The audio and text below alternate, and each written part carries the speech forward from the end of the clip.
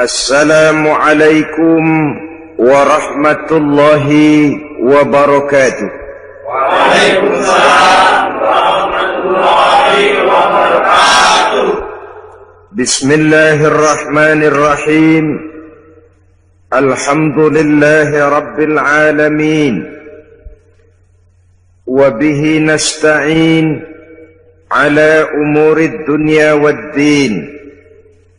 Wassalatu wassalamu ala ashrafil anbiya'i wal mursalin Sayyidina wa maulana Muhammadin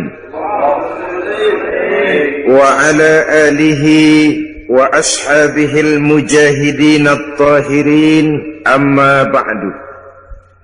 Jihad adalah mengeluarkan satu kemampuan maksimal untuk mencapai satu tujuan yang diridhoi oleh Allah Subhanahu wa ta'ala. Itu jihad namanya. Mengeluarkan kemampuan maksimal untuk mencapai satu tujuan yang diridhoi oleh Allah, itu jihad namanya. Bukan semata-mata perang, mencabut pedang maju ke medan perang. Mengatasi kemiskinan, mengatasi kebodohan, itu juga merupakan bagian daripada jihad. Tapi karena jihad selalu diadakan konotasi dengan perang, kesan yang timbul ya teroris, kasar, brutal, sadis. Dan itu memang sengaja ditiupkan oleh kaum orientalis, sebab mereka paling takut dengan semangat jihad daripada umat Islam ini. Oleh sebab itu, oleh karena iman dan jihad tidak bisa dipisahkan, pada kesempatan pertemuan ini saya ingin menukil apa yang dijelaskan oleh Al-Imam Al-Hafiz Zakiyuddin Abdul Azim Al-Munziri dalam kitabnya yang terkenal At-Targhib wa Tarhib. Beliau menjelaskan, inna asma darajatin fil jihad, sesungguhnya derajat jihad yang tertinggi dalam Islam. Pertama, saudara bisa lihat ini barangkali pada Targhib wa Tarhib juz 2 halaman 257. Nilai jihad yang tertinggi, pertama, muharabatil kuffar li ajli nasri dinillah, berperang melawan orang kafir dengan tujuan semata-mata untuk menolong agama Allah. Jadi menolong itu kan membela, bukan memaksakan agama, tapi untuk membela agama. Karena prinsipnya umat Islam tidak boleh mencari musuh, tapi tidak boleh lari kalau ketemu musuh. Musuh jangan dicari, ketemu jangan lari. Dalam Islam ada tuntunan tentang perang, bukan memaksakan keyakinan, tapi membela keyakinan. Pada saat agama dihina orang, pada saat agama disepelekan, pada saat umat dinistakan, di situ kita tampil. Tapi kalau tidak, kepada orang kafir kita siap hidup rukun, bergandengan, zimmi, kafir zimmi, orang kafir yang mau hidup damai dengan kita, darahnya haram, harta bendanya haram, mengganggu mereka sama dengan mengganggu Nabi. Islam agama damai. Tapi kalau agama dihina, agama dicaci maki, umat dinistakan, semangat jihad itu tampil maju ke medan perang kalau perlu, tapi tujuannya semata-mata bukan karena sentimen, tapi karena argumen. Bukan untuk mencari kemenangan, tapi untuk menegakkan kebenaran. Bukan untuk membalas dendam, tapi untuk menegakkan yang hak, membela, membantu agama Allah Subhanahu wa ta'ala.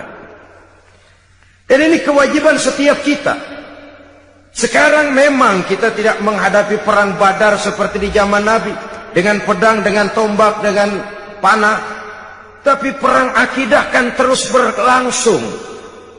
Kalau televisi punya acara berpacu dalam melodi, kita sekarang tidak berlebihan, sekarang ini berpacu dalam agama.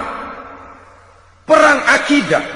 Jikalau kita kalah, ya kita sekarang masih beriman, berakidah. Tapi generasi yang akan datang, wallahu a'lam, semangat jihad tidak boleh lumpuh. Semangat jihad tidak boleh lentur dan luntur. Tetapi dengan batas-batas bahwa Kafir itu jelas-jelas mengganggu kita. Dan itu pun tidak langsung dengan mengangkat senjata. Sepanjang kita bisa peringatkan dengan lidah, mari peringatkan. Apalagi kita tinggal di satu negara hukum, tidak boleh main hakim sendiri, saling menghormati, menjaga kerukunan. Tidak boleh menyebarkan agama kepada orang yang memang sudah beragama. Walaupun dengan dalih sosial kemanusiaan, menolong orang-orang susah, tapi di belakangnya ada pamrih menyebarkan agama. Diplomasi semacam itu sebenarnya sudah kuno. Orang bersembunyi dengan topeng kemanusiaan tapi menyebarkan agama. Saudara-saudara kaum muslimin rahimakumullah, Islam sebagai agama Allah tidak mungkin hilang dari dunia. Tapi Allah tidak memberikan jaminan Islam akan kekal di negeri ini. Jikalau kita umat Islam di Indonesia tidak mau menjaga Islam ini, tidak mau berjuang dan berkorban untuk kepentingan Islam ini, tidak mau mewariskan Islam ini kepada anak-anak kita generasi yang akan datang. Jadi ini tingkat jihad yang tertinggi, muharabatul kuffar li ajli nasri dinillah. Berperang melawan orang kafir dengan tujuan membela, menolong agama Allah. Itu satu. Yang kedua, da'watun nasi ilal haq. Berdakwah kepada manusia, menyampaikan kebenaran, mengajak manusia kepada yang hak. Yang hak itu apa? Al-haqqu mir rabbika. Kebenaran itu datang dari Tuhanmu. Apa yang datang dari Allah itu? Islam. Berdakwah adalah jihad dengan kemampuan yang ada pada kita. Bisa berdakwah lewat ilmu, lewat konsep, lewat gagasan dan lain sebagainya. Da'watun nasi ilal haq, menyeru manusia, berdakwah kepada manusia, menyampaikan Islam, juga itu merupakan bagian dari jihad tertinggi kedua sesudah perang melawan orang kafir. Yang ketiga, mujahadatun nafsi bitahalli bil makarim wat takhalli 'anir razail. Jihad ketiga yang tertinggi, berjihad melawan hawa nafsu dengan menghiasi diri dengan sifat-sifat yang terpuji dan mengosongkan diri dari sifat-sifat yang tercela. Itu jihad melawan nafsu, mengosongkan diri dari akhlak yang tercela, menghiasi diri dengan akhlak yang terpuji. Bagaimana kita berjuang menghilangkan hasud, sum'ah, riya, takabbur, ujub dan lain sebagainya. Lalu bagaimana menghiasi diri dengan sabar, tawadhu, qanaah, ikhlas, yakin dan lain sebagainya. Itu juga merupakan jihad. Sebab kalau tidak jihad yang jadi landasan dasarnya, sulit untuk melakukan hal semacam ini. Yang keempat, mujahadatus syaitan bidaf'i ma ya'ti bihi minas syubuhat. Berjihad menghadapi setan dengan menolak hal-hal syubhat yang dibawa oleh setan. Setan itu kalau dia tidak bisa membawa kita ke jalan zalim, kegelapan, dia bikin samar-samar jalanan, dia bikin remeng-remeng. Gelap nih, udah jelas kita nggak mau menempuh. Minuman keras haram, itu mutlak. Nah, setan bikin remeng-remeng dah. Kalau nggak teler maka agak. Enggak katanya. Dibikinnya remeng-remeng. Itu menolak yang kayak begitu itu memerlukan jihad. Saudara hadirin, ma'asyiral muslimin yang berbahagia. Kalau tidak bisa diyakini kita dengan jalan kegelapan yang sesat, dibikinnya kita remeng-remeng, samar-samar, sehingga akhirnya sulit lagi untuk membedakan antara yang ma'ruf dan yang munkar. Pada klimaksnya nanti oleh setan dibalik, yang ma'ruf dia jadi munkar, yang munkar jadi ma'ruf. Terjadilah penjungkiran nilai. Itu yang keempat. Yang kelima, tarku majalisi su'i, meninggalkan majelis yang jahat. meninggalkan lingkungan pergaulan yang jahat. Kita tahu lingkungan sangat besar pengaruhnya dalam ikut membentuk kepribadian manusia. Sehingga kata Syauqi dalam sebaik syairnya, man asyaral asrafa asya musyarrafan wa muasyiral anzali ghairu musyarrafin. Awalam taral jildal hakira muqabbalan bisagri lamma sara jildal mushaf. Siapa yang berteman dengan orang mulia, dia akan ikut menjadi mulia. Tapi siapa berteman dengan orang hina, dia tidak akan ikut menjadi mulia. Tidakkah kau lihat, kata Syauqi, betapa kulit kambing yang hina dicium orang ketika berteman dengan Quran. Kulit kambing itu rendah, hina. Kalau dia sendirian gak ada yang mau cium kulit kambing. Tapi begitu dia disamak jadi kantong Quran, orang pakai minyak wangi tuh kulit kambing. Dibawa, diambil, dicium dulu, dijunjung tinggi. Kenapa? Kantong Quran. Kulit kambing berteman sama Quran, mujur, dihormati orang. Lantaran temannya Quran. Tapi begitu tuh kulit kambing berteman sama kayu, jadi beduk. Orang kemplang dulu.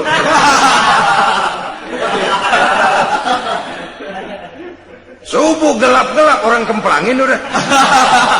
Itu kalau dipikir-pikir dikit banget tuh. Salah milih temen doang tuh kulit kambing.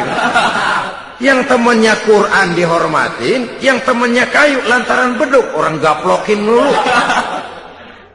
Jadi terutama adik-adik remaja, para pemuda, sebagai pemuda bergaul dengan siapa saja silakan bergaul, tapi harus punya filter.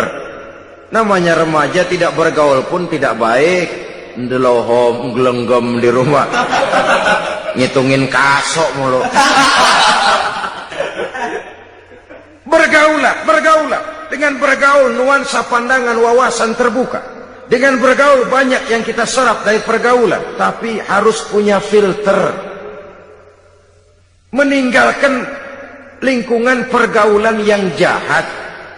Dia kenal penjahat boleh untuk terhindar dari kejahatannya. Tapi jangan lupa kadang-kadang getahnya ngikut. Saudara hadirin yang saya hormati, jadi dengan demikian lingkungan pergaulan ini sangat besar pengaruhnya dalam ikut membentuk kepribadian manusia. Oleh karena itu, tarku majalisi su'i, meninggalkan lingkungan yang jahat, itu jihad, dan itu berat. Orang kalau ngadain kumpulan ngaji, seret banget, kayak narik bambu dari ujung. Kita getok rumahnya, ngajinya duluan dah. Duluan, saya nyusul belakangan. Ya tentu, masa nyusul duluan, tentu saja belakangan. Saudara-saudara, tapi kalau kita membentuk satu pub, satu klub yang tidak berorientasi kepada kehidupan beragama, itu gampang benar suburnya itu. Banyak peminatnya.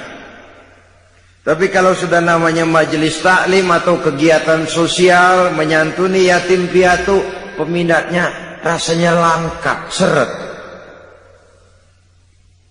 Coba adakan pengajian. Kadang-kadang yang datang dari itu ke itu juga. Tapi begitu pengajian bikin piknik, 2016 yang daftar. Banyak bukan main. Ini kan apa yang disabdakan Nabi. Zuyyina apa? Huffatil jannatu bil makarih wa huffatin naru bis syahawat. Bahwa surga dan jalan yang menuju ke surga dikelilingi oleh hal-hal yang tidak menyenangkan. Sebaliknya, neraka dan jalan yang mengarah kepada neraka diliputi dengan hal-hal yang sangat menyenangkan. Karena itu ini juga merupakan jihad. Meninggalkan lingkungan jahat. Sebab lingkungan yang jahat itu magnetnya kuat sekali. Dorongannya kuat sekali. Ya kadang-kadang karena gengsi. Masa anak muda kayaknya nggak bisa teler, kayaknya kuno banget. Nah, rangsangan semacam ini lalu mencoba ikut-ikutan untuk ya menikmati, setidaknya pernah ngerasain teler begitu, nggak ketinggalan zaman. Ini juga memerlukan jihad. Karena itu saya titipkan sekali lagi, bergaul dengan siapapun persilahkan, tapi harus punya filter, karena lingkungan pergaulan sangat besar pengaruhnya dalam ikut membentuk watak dan kepribadian manusia. Tidak mustahil orang yang lingkungannya baik-baik, tapi karena terpengaruh oleh pergaulan yang tidak baik, berubah jadi tidak baik. Di kampungnya mas santri, datang ke Jakarta pakai peci, sarungan, assalamualaikum, kena aja angin Jakarta, klepok. Celeng, saudara-saudara. Maklum angin Jakarta ini panas. Jadi dengan demikian, yang kelima, meninggalkan lingkungan yang jahat. Yang keenam, yang masuk bagian daripada jihad itu, al-iqbalu 'alan nasihati wal 'amalu biha. Menerima nasihat dan mengamalkannya, itu juga jihad. Dan itu berat. Apalagi kalau nasihat itu kira-kira ngetok jidat kita. Itu berat loh nerimanya. Orang bilangin, kamu ini punya penyakit hasud. Kita memang punya penyakit itu, tapi kadang-kadang harga diri kita yang muncul. Apa jadi gua lu bilangin? Tuan gua sama lu. Tuaan katanya. Apalagi yang bilangin anak baru kemarin, lu ngasih tahu gua, lu sunat, gua yang mangkuk lo. Gengsi yang lalu timbul. Menerima nasihat dan mengamalkannya secara ikhlas itu berat, karena itu mengakui kekurangan diri. Sehingga Nabi pesan apa? Tuba liman syaghalahu aibuhu an uyubin nas. Beruntunglah orang yang kekurangan pada dirinya menyebabkan dia sudah cukup sibuk sehingga tidak sempat mencari-cari kekurangan orang lain. Si Ano katanya, enggak tahu ya, saya sibuk mikirin aib diri saya, lalu bagaimana saya tahu aib orang lain? Kadang-kadang kita ini terbalik, sibuk mencari aib kekurangan orang lain, sampai lupa kepada aib kita sendiri. Enggak ada aib orang, malah kita cari, kita korek-korek. Siapa aja kita hubungin, gue denger si Ano. Udah dah, nyambung dah, kalau udah Ano juga Ano. Saudara-saudara kaum muslimin rahimakumullah. Jadi dengan demikian nasihat ini bisa datang dari orang lain, bisa datang dari diri kita sendiri, bisa datang dari semua yang kita lihat dalam kehidupan. Semuanya kita terima, kita amalkan yang baiknya, kita saring yang tidak baiknya untuk tidak kita gunakan di dalam kehidupan. Jadi dengan demikian termasuk memerangi kemiskinan, memberantas kebodohan, jihad, menyantuni yatim piatu, jihad, mengembangkan majelis taklim, jihad, memakmurkan masjid, jihad. Kata-kata jihad itu sangat luas. Bahkan istiqomah dalam beribadah kepada Allah Subhanahu wa ta'ala juga merupakan jihad. Nah, kalau demikian halnya, apa alat yang dipakai untuk melaksanakan jihad? Pertama amwal, yang kedua anfus. Dengan segenap harta bendamu dan dengan jiwa dan ragamu. Harta benda ini, jiwa raga ini siap kita gunakan untuk jihad fi sabilillah. Dalam artian yang seluas-luasnya, bukan dalam artian yang sempit. Harta barulah berfungsi sebagai harta kalau dia menjadi alat jihad kita, menunjang jalan untuk menuju ridho Allah Subhanahu wa ta'ala. Lagi pula apa sih yang kita miliki dalam arti mutlak di dunia ini? Kita cuma sekedar hak guna pakai. Harta itu titipan. Kita kumpulkan sebanyak-banyaknya sesuatu yang kita tidak akan bawa pulang ke alam barzakh nanti. Kita sibuk menghalalkan segala cara. Kalau perlu 7 turunan kita tidak ingin miskin. Tetapi kita sadar itu tidak akan kita bawa nanti ke alam barzakh. Itu semua cuma sekedar hak guna pakai, hak mutlak hanya untuk Allah Azza wa Jalla.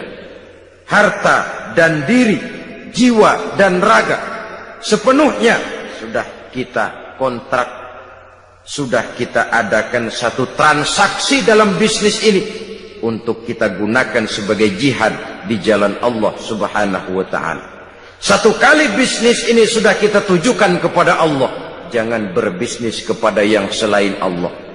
Amwal dan anfus, harta dan jiwa dan raga, seluruhnya sudah kita transaksikan kepada Allah Subhanahu wa ta'ala. Itulah saham kita, amwal dan anfus.